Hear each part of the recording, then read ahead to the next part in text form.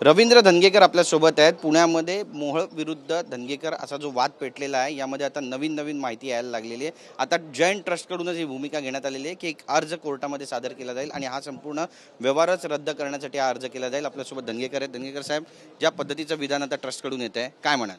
संचालक आणि बिल्डर ज्या पद्धतीनं जो व्यवहार झालेला आहे हा संगतमताने झालेला आहे. हे संचालक जे होते आणि तो बिल्डर ह्यांची पोलीस एखाद्या संस्थेमार्फत त्यांची चौकशी झाली पाहिजे. मग ह्यांना बुलढाणा बँकेने कसं कर्ज दिलं आणि ह्याच्यामध्ये जो धर्मद आयुक्त आहे, जे टेंडर प्रक्रिया ही सगळी मॅनेज झाली होती. पहिले तर माझी ही मागणी की या संचालनावर पोलीस केस झाली पाहिजे, गुन्हे दाखल झाले पाहिजे. ह्या ट्रस्टच्या ह्या जैन समाजाच्या काही लोकांनी चतुर्सिंगी पोलीस स्टेशनमध्ये अर्जसुद्धा दिलेला आहे. ह्याची सखोल चौकशी झाली पाहिजे आणि ह्याच्यामध्ये 230 कोटी रुपये जे गोळा केलेत हेच काळं धन आहे. खऱ्या अर्थाने हे काळं धन आहे. हे काळं धन कोणाचं आहे ह्याची चौकशी झाली पाहिजे. आणि हा नुसताच आता तुम्हाला पळून उपयोग नाही.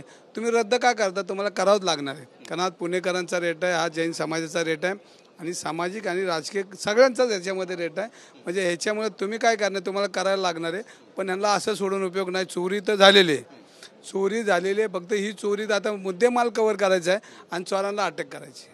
चोर नेमके कोण कोण आहेत आणि मोठे मासे गळायला लागतील पोलिसांच्या, असं म्हणायचं तुम्हाला? आता याच्यामध्ये माननीय आमचे नेते देवेंद्र फडणवीस याच्यात चौकशी करतील आणि ह्याच्यामध्ये ज्या ज्या यंत्रणा ह्याच्यामध्ये चुकीचं काम केलं आहे अशी मला तुमच्या माध्यमातून विनंती. आणि पण माहिती असेल तुमच्या सूत्रांची, तुम्ही नाव घेत नाहीत कुणाचंही. नाही ना, आता ते सगळं झाले ना. आता आपला हा खेळ संपलेला आहे. आता खेळ नवीन चालू झाला. तर याच्यामध्ये जे लोक याच्यामध्ये असतील, दोषी असतील आणि हे 230 कोटी ज्या बँकेने दिले त्या बँकेची पहिली चौकशी झाली पाहिजे. कारण ह्या बँकेतले मॅनेजर ह्या प्रकल्पामध्ये त्यांची मुलं गोखले ट्रस्टला कंपनीमध्ये भागीदार आहेत. म्हणजे ही जनतेचा पैसा, हा काळं धन ह्या बँकेतनं ह्या व्यवहारात आलेलं आहे. तर ह्याची चौकशी करायची. हे पैसे गोठून शासनाने हे पैसे धर्मद आयुक्तांना जे कार्य करतात त्यांना ते देण्यात यावे. तुम्ही म्हणाले होतात की जर व्यवहार रद्द झाला तर मी स्वतः मुरलीधर मोहोळ यांच्याकडे जाणार, त्यांना जिलेबी खाऊ घालणार. त्यामुळे आता तुम्ही जिलेबी घेऊन त्यांच्याकडे जाणार आहात की अजूनही काही गोष्टी आहेत ज्या तुम्हाला खुलासा करून त्यांच्या बाहेर काढायच्या आहेत? अजून प्रक्रिया पूर्ण व्हायची.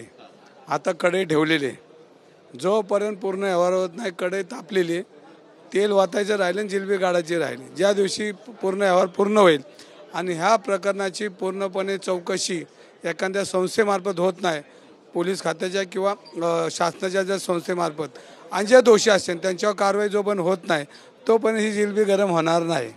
कारण ह्याच्यामध्ये दूध का दूध पाणी झालं पाहिजे.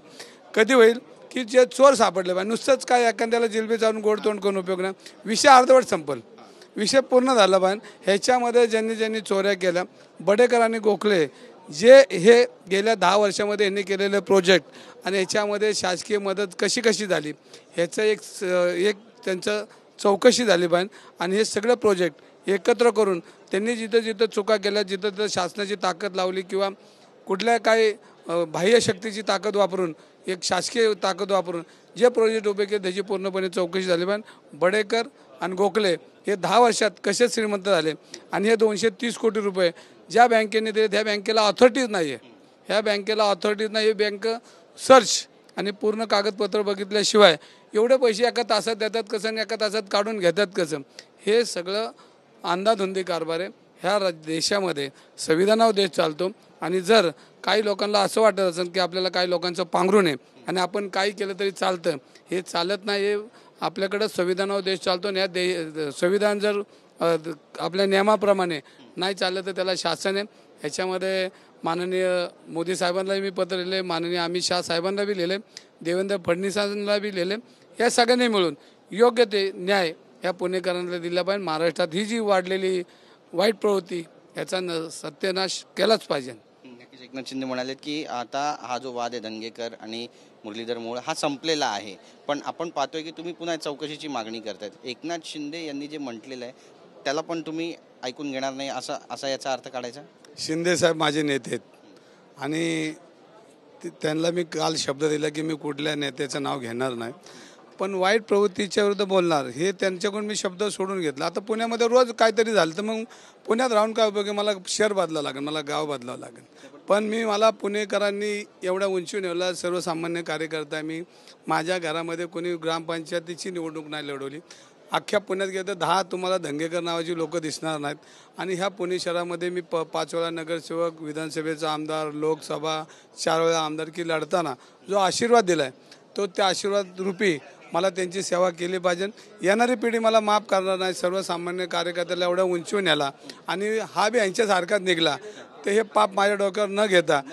पण या प्रकरणानंतर आता बरेचसे तुमचे शुभचिंतक आहेत जे म्हणतात की तुम्ही आता या पक्षात नाही राहायला पाहिजे, तुम्ही आता ठाकरेंच्या पक्षात जायला पाहिजे, याचं तुम्ही स्वागत करणार? मी आता शिंदे साहेबांचं नेतृत्व मानलेलं आहे आणि शिंदे साहेब हे कार्यकर्त्यांच्या पाठीशी उभे राहतात. आणि ज्याला आपण बघितलं असेल महाराष्ट्रामध्ये मुख्यमंत्री असताना सर्वसामान्यांच्या घरापर्यंत शासन कसं काम करतं आहे किंवा तुमची सत्ता ही शेवटच्या टोकापर्यंत कशी मिळली पाहिजे ह्याचं उदाहरण ह्या महाराष्ट्राने बघितलं आहे. आणि पाठीवर हात टाकणारा एवढा मोठा नेता असेल तर आपल्याला आता दुसरीकडे जायची काही गरज नाही. पण जे मला बोलतात त्यांचं मनापासून मी आभार मानतो की माझी काळजी करतात. सगळे माझे मित्रपरिवार, सगळ्याच पक्षात मित्रपरिवार, भाजपमध्ये बी माझे मित्र आहेत, त्यामुळे सगळे मला प्रेम करतात. त्यांचं मी मनापासून तुमच्या माध्यमातून त्यांचा आभार मानतो. नक्कीच. पण आता हा प्रकरण एवढं वाढलं आहे की पार डोरेमॉन आणि नोबितापर्यंत पोहोचलं आहे, काय कसं पाहता याकडे? नाही, याच्यामध्ये काल एका आपल्या प्रसार माध्यमातून एक माझी चुकीची बातमी आली आणि चुकीच्या बातमीमध्ये आल्यानंतर मी कुठल्या आमिषाला बळी पडणार नाही. तर त्या सज्जन माणसाने असं की आमिष शानला बळी पडणार नाही असं कधी. तर ते जो अर्धवट तुमच्यातनं गेलेला तो एक पत्रकार आहे, इथलं काम सोडलं आणि तिथं पगारी गेलेला आहे, त्यांनी माझ्यावर टीका केली.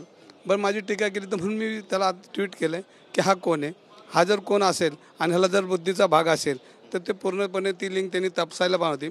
आणि तू जर पत्रकारिता केली असेल तर तुला काय वजरेगिरी चांगली करतो हे दाखवण्याची वेळ आहे का तुझ्या नेत्यांपुढं, ते मला फक्त सूचित करायचं आहे त्याच्यामध्ये. बातचीत केल्याबद्दल. तर आपण पाहतो आपली भूमिका या ठिकाणी रवींद्र धंगेकर यांनी मांडली आहे आणि बँकेची सखोल चौकशी व्हायला पाहिजे, ज्यांनी पैसे दिले होते अशी सुद्धा मागणी ते करतात. कॅमेरा पर्सन योगेश गुरवचा गिरीश गायकवाड, TV9 मराठी, मुंबई.